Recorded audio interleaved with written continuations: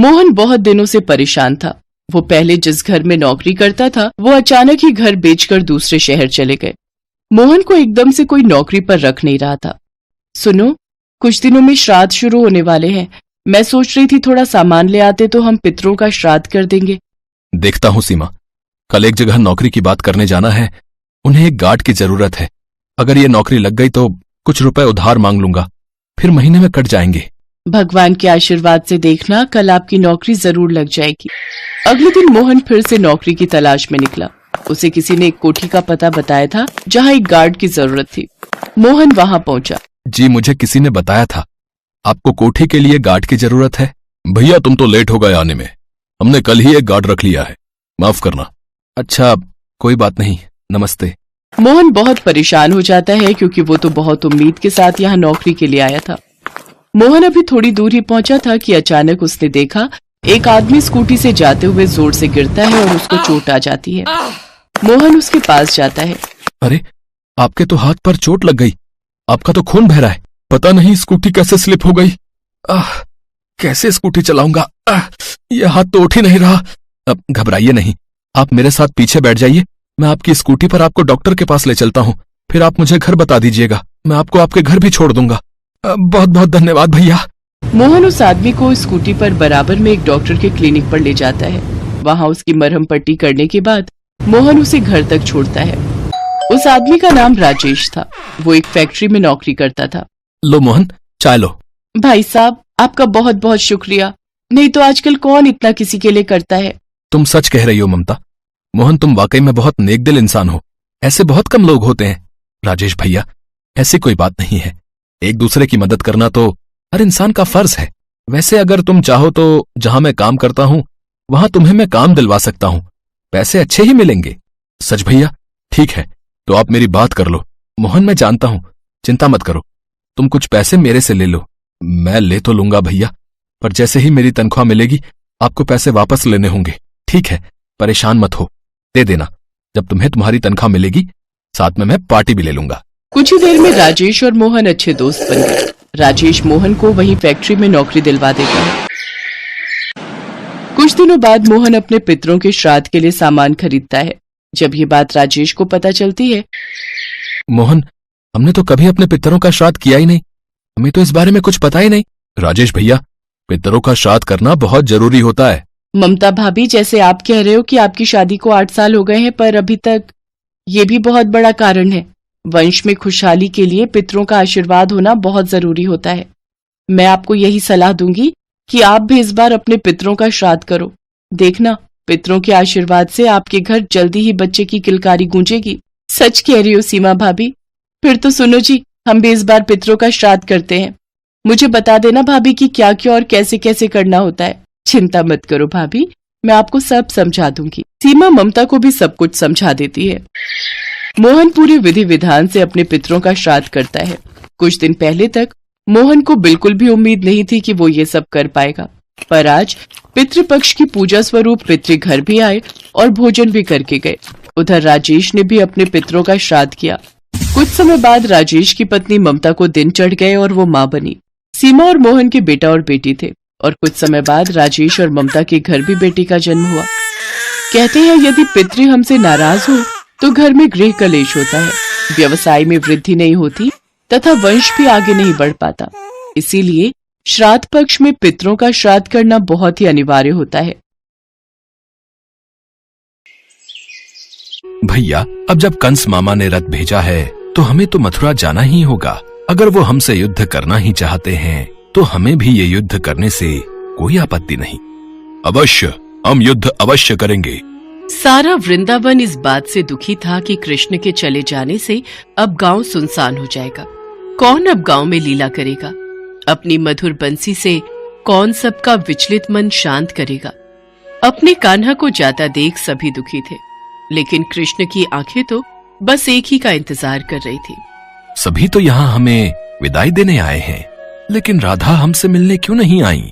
क्या उन्हें ज्ञात नहीं कि हम यहाँ से जा रहे हैं? क्या जाने से पहले उन्होंने हमसे मिलना जरूरी नहीं समझा? हम स्वयं ही उनके पास जाएंगे। सबकी नजरों से बचते हुए कृष्ण राधा से मिलने गए। राधे, सभी हमें विदाई देने आए हैं, लेकिन तुम नहीं आई। क्या इसकी वजह जान सकता हूँ मैं? मेरा हृदय उन सब की तरह इतना मजबूत नहीं जो अपने कान्हा को जाते हुए देख पाऊं। भले ही आप हमसे दूर जा रहे हैं, लेकिन मन से आप हमेशा मेरे साथ ही रहेंगे। मैं तो हमेशा ही तुम्हारे साथ हूँ राधे। जाने से पहले मैं आपसे कुछ मांगना चाहती हूँ। क्या आप मेरी इच्छा पूरी करेंगे? मांगो राधे, क्या मांगना चाहती हो? हमें वचन दीजिए कि हमारे हृदय में हमेशा केवल आपका ही वास रहेगा और हमारी मृत्यु से पूर्व हमें आपके दर्शन अवश्य होंगे। हम वचन देते हैं, लेकिन हम भी आपसे एक वचन चाहते हैं। कैसा वचन? हमारे जाने के पश्चात आप हमारे विलाप में एक भी आंसू नहीं बहाएंगी। हम पूरी कोशिश करेंगे। इसके बाद कृष्ण मथुरा नगरी चले गए, जहाँ पहुंचकर उन्होंने कंस के साथ साथ सभी राक्षसों का भी वध किया और साथ ही अपने माता पिता वासुदेव और देवकी को भी मुक्त करवाया। इसके बाद श्री कृष्ण ने द्वारका की ओर प्रस्थान किया, जिस कारणवश उनका नाम द्वारकाधीश भी पड़ा।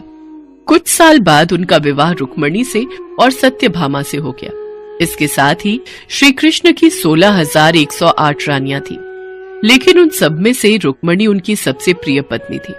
श्री कृष्ण से विवाह हेतु रुक्मणी अपने भाई रुक्मी के विरुद्ध चली गई थी और कृष्ण जी से भागकर शादी कर ली थी और सुखपूर्वक अपनी जिंदगी कृष्ण के साथ बिताने लगी। उधर वृंदावन में राधा का विवाह भी यादव से हो गया। अपना पत्नी धर्म निभाते हुए राधा ने अपने सभी कर्तव्य पूरे किए, लेकिन प्रेम तो वो अभी भी कृष्ण से ही किया करती थी। देखते ही देखते कई साल बीत गए। एक दिन राधा सोचती है, मैंने अपने सभी कर्तव्य पूरे किए, अब मैं अपने सभी कर्तव्यों से मुक्त हूँ, इसलिए अब मैं अपने कान्हा के पास द्वारका चली जाऊंगी। सारे कर्तव्य भली भांति पूरा करने के पश्चात राधा अपने प्रियतम की नगरी द्वारका पहुंच गई। जब कृष्ण ने राधा को देखा तो वो बहुत प्रसन्न हुए। द्वारका में राधा को कोई नहीं पहचानता था, जिस वजह से राधा ने कृष्ण से अनुरोध करके उनको अपने महल में सेविका का कार्यभार देने के लिए कहा। प्रभु, मुझे अपने महल में सेविका का कार्यभार सौंप दीजिए। मैं इस महल में रहकर भली भांति यह कार्य कर लूंगी। जैसी आपकी इच्छा। राधा महल में रहकर ही अपना कार्य सही तरीके से करने लगी और मौका मिलते ही कृष्ण को चुपके से देख लिया करती थी। एक दिन अपने महल में सो रहे कृष्ण रात को नींद में कहते हैं, राधे राधे श्री कृष्ण राधे, राधे राधे श्री कृष्ण राधे। उनके मुख से राधा का नाम सुनकर रुक्मणी को बहुत बुरा लगता है। अगले दिन वो कृष्ण से पूछती है, स्वामी, आप कल सारी रात स्वप्न में राधा का ही नाम ले रहे थे, आखिर ऐसी क्या खास बात है उस राधा में? रुक्मणी, तुम एक बार राधा से मिलकर आओ, उनकी खासियत तुम्हें अपने आप पता चल जाएगी। ठीक है, फिर तो हम अभी उनसे मिलकर आते हैं। किंतु वहाँ जाने से पहले उनके लिए कुछ लेती हुई जाना। अवश्य। इसके पश्चात रुक्मणी राधा के लिए गर्म दूध का एक गिलास लेकर जाती है। राधा के महल में पहुंचने पर द्वार पर तेज प्रकाश चेहरे के साथ एक महिला खड़ी होती है। क्या तुम ही राधा हो? नहीं, मैं तो उनकी दासी हूँ। राधा तो 7 द्वार पार अपने कक्ष में आराम फरमा रही होंगी। इसके बाद रुक्मणी वो 7 द्वार पार कर राधा के कक्ष में पहुंच जाती है। अभी इन्हें सोने दीजिए महारानी। राधा कई रातों से श्री कृष्ण के नाम का जप कर रही है और इन्हें बड़ी मुश्किल से अब नींद आई है। श्री कृष्ण ने मुझे राधा से मिलने के लिए भेजा है। इतने में राधा उठकर बैठ जाती है और कहती है, कृष्ण ने मुझसे मिलने के लिए किसी को भेजा है? ये देख रुक्मणी हैरान रह जाती है। केवल श्री कृष्ण का नाम लेने भर से ही आप जाग गई? खैर, उन्होंने आपके लिए यह प्रसाद भेजा है। मेरे लिए प्रसाद? राधा बिना सोचे समझे ही वह गरम गरम दूध पी लेती है। रुक्मणी ये देखकर हैरान रह जाती है। फिर कुछ देर तक राधा से बात करने के बाद रुक्मणी वापस अपने महल में चली जाती है। रात के समय जब रुक्मणी कृष्ण जी के पैर दबा रही होती है तो वो देखती है कि उनके पैरों में छाले पड़े हुए हैं, जिसे देखकर वो हैरान रह जाती है और कृष्ण जी से पूछती है, स्वामी, आपके पाँव में ये छाले कैसे? आप कहाँ पैदल गए थे जो आपके पाँव में छाले पड़ गए?